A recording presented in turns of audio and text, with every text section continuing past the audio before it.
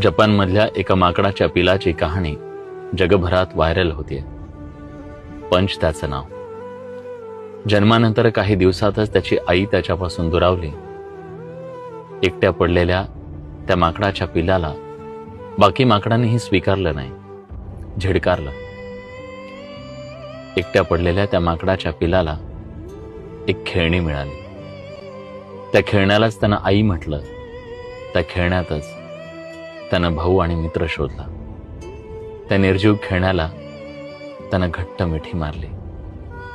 त्याच्या एकटेपणाची ही कहाणी आपल्याला सगळ्यांना एक गोष्ट सांगतेय, ते म्हणजे तुमच्याकडे कितीही पैसा असू द्या, कुठलीही गाडी असू द्या, कितीही फ्लॅट असू द्या, पण जर तुमच्याकडे तुमचा हक्काचा माणूस